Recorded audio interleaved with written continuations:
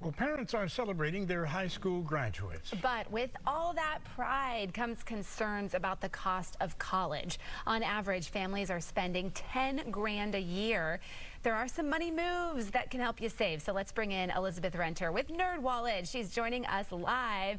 Elizabeth, first off, we've got to talk about the FAFSA. We hear about it so much. The deadline is approaching here for this year's graduating seniors, right? Tell us when it is and how it works.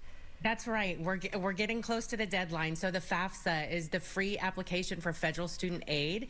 It's open through June for this upcoming school year. What the FAFSA does is it unlocks all federal student aid. So your federal student loans, your grants, and the work-study program. You know, many institutional financial aid deadlines have passed and many scholarship deadlines have passed, but this is the one big one that's still available. Okay, what about other forms of financial aid, scholarship opportunities? If this year's deadline has passed, can students apply next year, or are they out of luck? No, they can absolutely apply next year. You know, options are getting thin for this fall, but financial aid is something you need to be thinking about throughout your college career.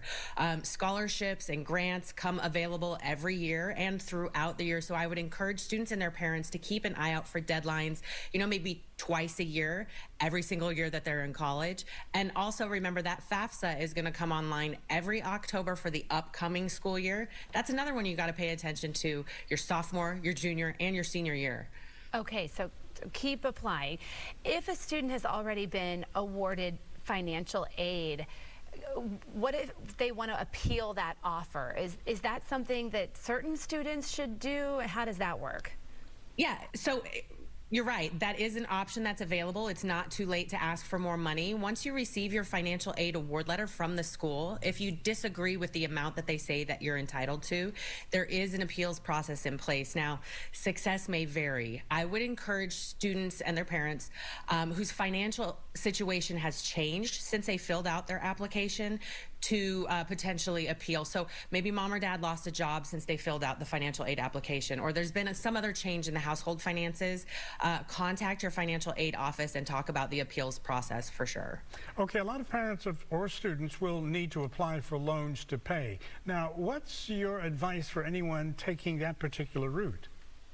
Well, first and foremost, prioritize federal student loans. So there are private loans available. We say prioritize federal student loans because generally they have more flexible repayment options and built-in protections that private loans may or may not have. Another piece of advice is borrow only what you need. Again, going back to that financial aid award letter, when you get that letter, you may find they're offering you more money than you actually need to pay for college. So think critically before you sign off on it. You may only need to accept a portion of the loans that they're offering. If you do end up borrowing a bunch and realizing, oh my gosh, I don't need all this, there's a narrow window where you can actually return a portion of your student loans and not be penalized with fees and interest. All right, Elizabeth. Final message here to anyone, any parent out there with kids who maybe will be seniors next year. What should they be doing this summer? How do you get your ducks in a row for next year so that you're on top of these scholarships?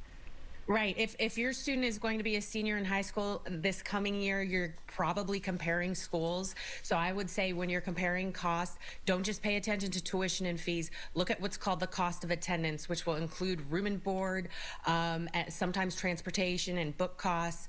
Another thing that you would keep an eye out for is, again, that they're staying on top of the FAFSA, the scholarship applications. And one more thing, if you think there's a chance they're going to be off campus in the years to come, compare what rent is in the towns that you're looking at. Ooh, and costs that you might not realize are going to sneak up on you sophomore year. That is so true, especially in our state. People going to UT Austin. The cost of living in Austin is very expensive. Yes. Thank you, Elizabeth Renter. Thank you with NerdWallet. Thank you. Thank you.